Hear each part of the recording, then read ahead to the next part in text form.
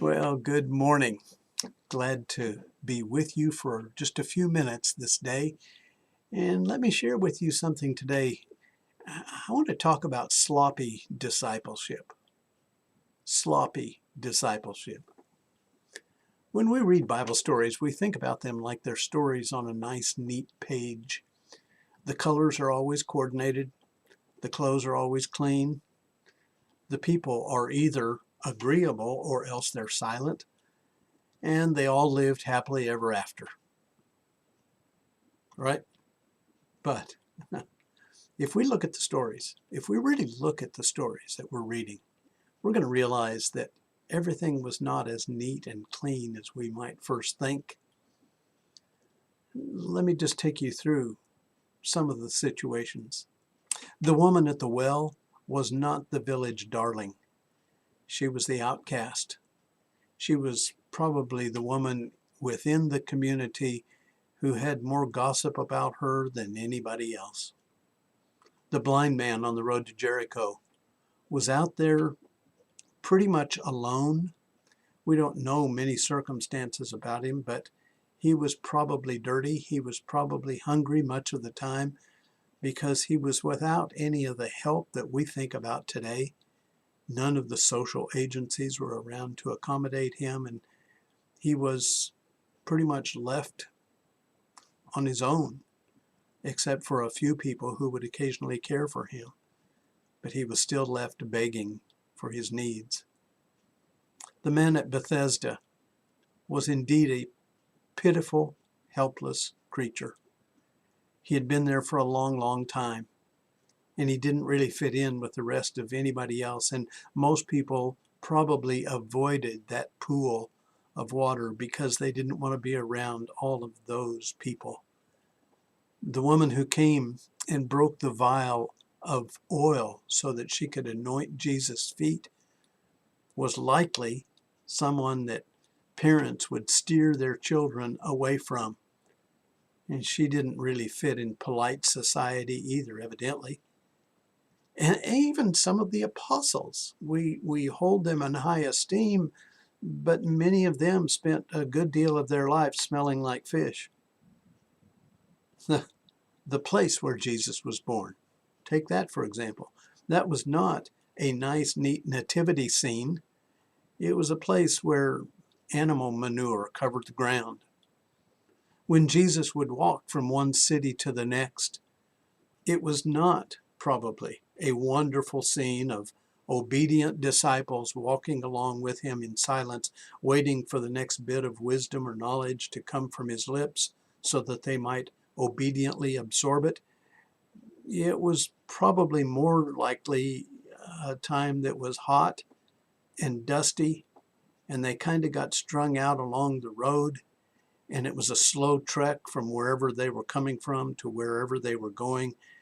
And they very often, my guess, this is Pat's interjection, but my guess is they very often complained about their fatigue or about their lack of food or water. I do not doubt that Jesus provided for them everything that they needed. But I also am inclined to think about human nature that usually takes us to the closest point about which we can complain. And on those long miles between cities, as they walked from place to place, they could find much to complain about. In all the stories, they were not acting out a pageant where every detail was clear and clean. They were real people. They were real people living in a dirty world, in a world that was without perfection. It was a world where there were not perfect sandals and a wardrobe from costume racks. They were not perfect people. They were not gentle and kind. They were sometimes angry and very often misunderstanding what was going on. What it comes down to is they were real people, just like us. And that's the beauty of the whole story. In Philippians 2, which I will contend is maybe the center point of the importance of the whole gospel story, because it is the point at which God is interjected into humanity to do something significant. At that point in Philippians 2, we learn about Jesus and the world that he came into. And that world was hard and difficult and sometimes mean. The world was very often cruel. In fact, it was simply a broken world. And Jesus came to fix it. I'm really glad to read about the human imperfections and the human flaws that are quietly inserted along the way. I'm glad to read about Paul's thorn in the flesh. I'm glad to read about Ananias' doubts about this Saul of Tarsus who had come into their city for the purpose of arresting Christians. And Ananias was not an immediate faithful servant. He was doubting and questioning whether he should go and talk to this man because simply talking to him was a threat. I'm glad to read about the flawed characters who were touched by the presence of Jesus, because we are flawed characters touched by the presence of Jesus. I'm so glad that we have this story and the realness of this story. It is sad if we keep it in just a nice, neat storybook form without looking deeper and seeing what the real situation of humanity was at that time, at that place. It was hard. It was difficult. And Jesus came.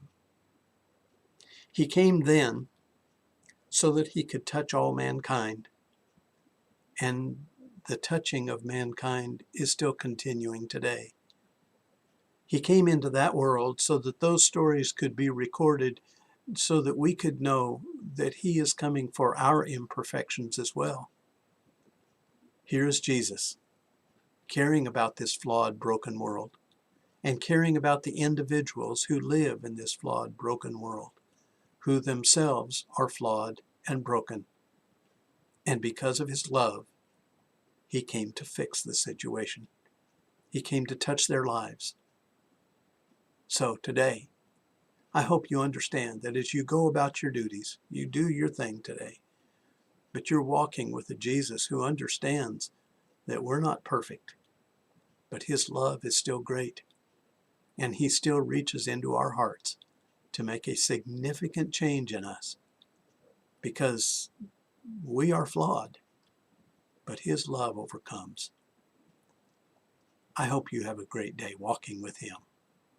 Bye. They resound with God's own heart. Oh, let the ancient words impart. Words of life, words of hope.